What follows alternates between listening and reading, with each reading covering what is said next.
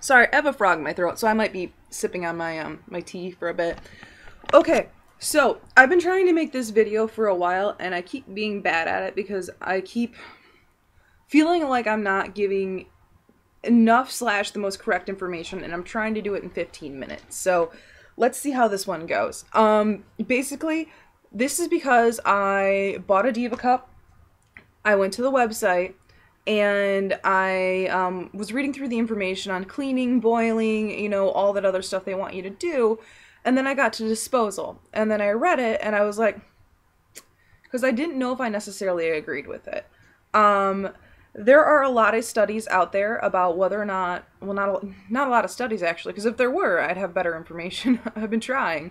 I don't really feel that silicone strongly biodegrades easily. And that's what confused me about it, because I'm not quoting this verbatim. You can go and look at it yourself. But basically what it said is, how they want you to dispose it is, wash your cup, cut it into small pieces, toss it in the trash. Because it is made from naturally occurring materials like sand, it will biodegrade over time. I don't think that's necessarily correct. Mind you, they did say depending on anaerobic, whatever, those activities of the little things. But silicone is naturally a antimicrobial material. That's why we like it for our medical grade stuff. It lasts a really long time, which, you know, that's the cool thing about it. But that was also the cool thing about plastic is, hey, this lasts a really long time. And that's why we're having the plastic problem now. Well, it feels like this might just be me looking at it and going, are we going to end up with another plastic problem with silicone? It's more difficult for us to recycle currently. I've heard that you can recycle it. I don't know where. I don't know how exactly they go about recycling it, because silicone is a chemical compound. Obviously, there are things that they do to make plastic. I'm not sure exactly what the process is of making plastic. I know a little bit about resins and stuff like that. I know there are some two-part resins where you need to add the catalyst to make it happen. And then there's some heat curing resins. So I don't know a whole lot about plastics though. I know a decent amount about silicone, because when you have silicone, you need it needs a part A and a part B normally. There is a one-part curing silicone that's like the kind that you see in your caulks that you use in your bathtubs and wherever around your windows.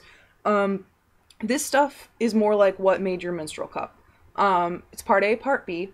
You have the option of either using a 10 cure, which means the 10 is the catalyst to make the curing. One of the two parts has the 10 in it. Or a platinum cure. The platinum cure is what you're going to see a lot more often.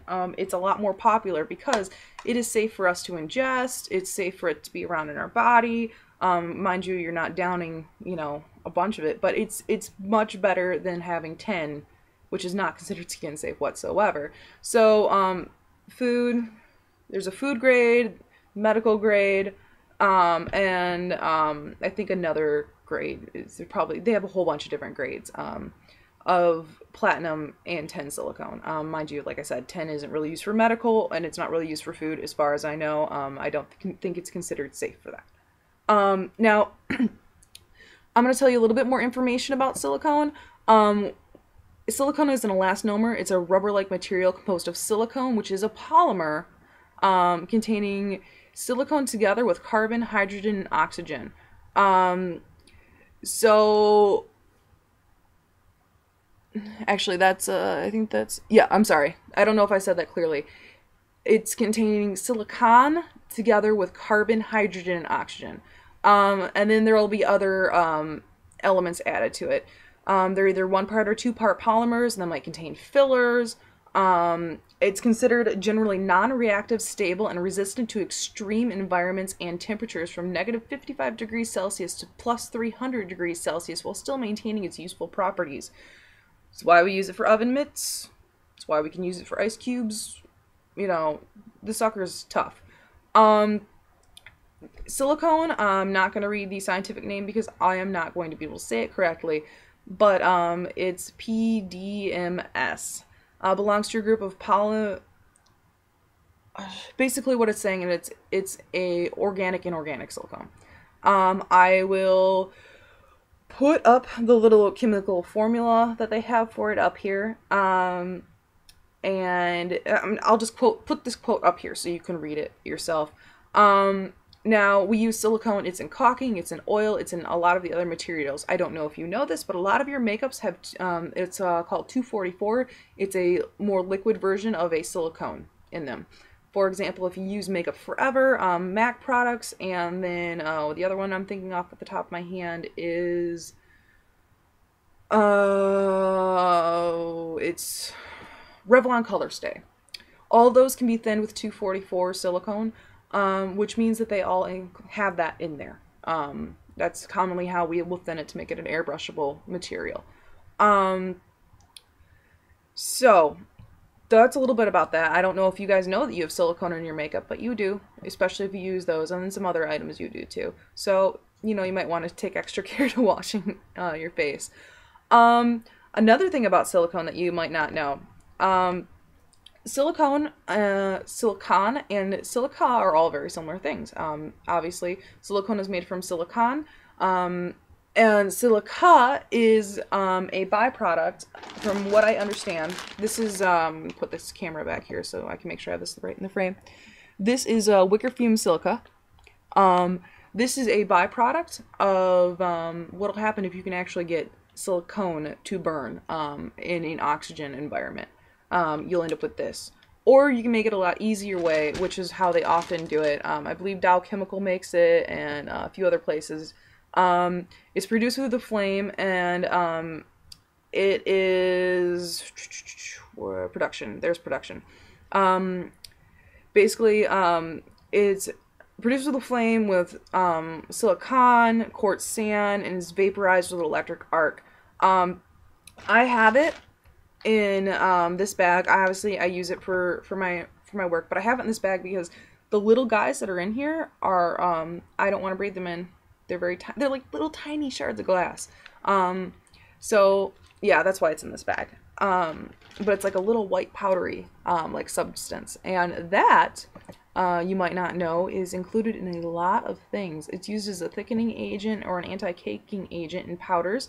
It's also in like silica gel, little packets, that you see in your food. It's used in cosmetics for its light diffusion properties, which is kind of,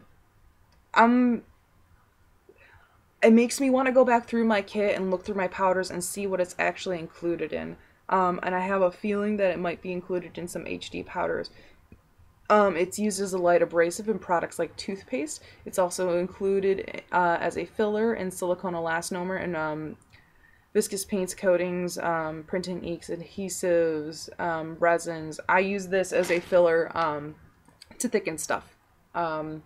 Normally I use it with a water-based adhesive, but you can also put it in a lot of other stuff too. It's not listed as a carcinogen, but due to its fineness and thinness, fumed silica can easily become airborne, making an inhalation risk, like I said, in the bag. But yeah, I've also, I don't know if you knew that that material was in a lot of your toothpaste and stuff like that, but that's something to be aware of. If you can find something that uses, you know, an abrasive like baking soda, I would use that instead of a product that contains that. And that's just because, I mean, granted, it's made out of sand and stuff like that, but I don't really see the need to be doing that. I'd much rather use like baking soda. I feel a little better about doing that. Now, where was I at? Back to the beginning. Like I said, I've made this video like 4 times, so I think that was all the general information. Except I didn't show you what silicone looks like before it cures. I don't believe I did. I showed you the part A and part B, so I'm gonna do a little bit of this. And we're gonna hope I don't have an explosion. Okay, so this is not coming up just yet. Don't know if you can see it in there. It's clear. I'm just gonna put the cap on until it decides to come out. It's very thick. It's a very thick fluid, and there are thinners for it. This stuff starts out clear. Another thing about your cups that you might not know, there we go, you can see it.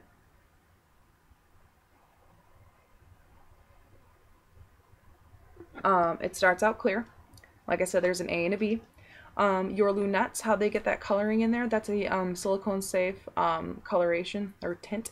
It's put into one of the two parts, and then it's cured. And that's how you get that color in your cup. Now that color should not wear out, obviously, because that is an intrinsic thing. It's combined with little chemicals in that cup. It's not just painted on or anything like that. That's cool. That's why it's safe to use internally. So that's that.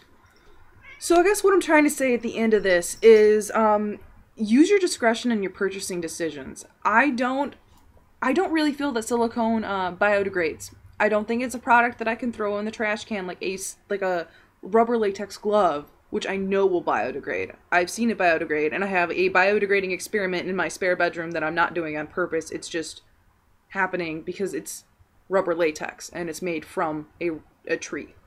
So, this stuff, I don't know. I feel like it's a commitment. If you're going to purchase this, purchase anything that is silicone as though it is a commitment, and don't purchase it as something that you think you can throw away. It's more difficult to recycle. Obviously, we don't have the resources available to recycle, and I don't know much about the process of recycling silicone because I still haven't been able to find anything. Other than that, you know what? I love my Diva cup.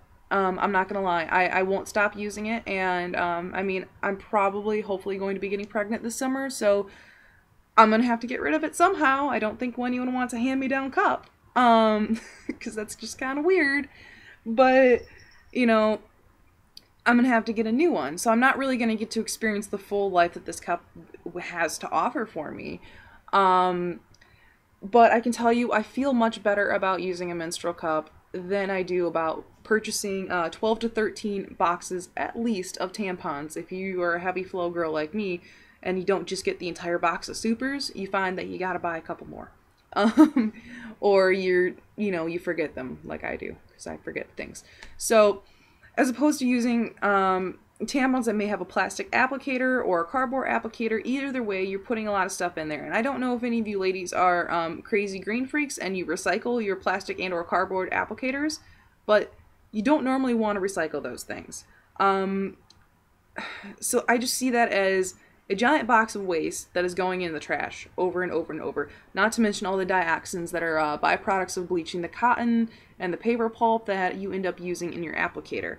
Or using in the actual tampon itself, which are carcinogens. So I'd rather not have those in my body.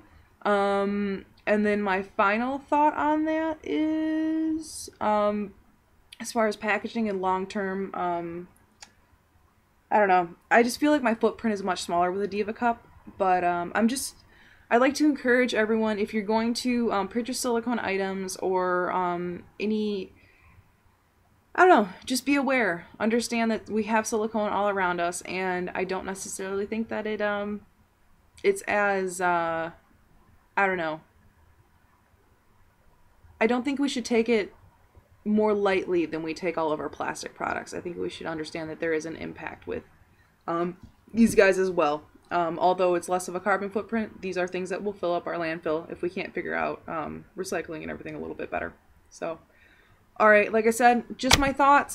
Give me your feedback. I hope you enjoyed this, and I hope that that was a bit more knowledge for you. I know a lot of you might not know where this stuff comes from, or more information about it. Links below as to where I found my resources. There's a couple Wikipedias. There's another journal article, I believe, or blog journal article, whichever. So yeah. Alright, cool. Thanks for watching. I'll talk to you soon. Bye.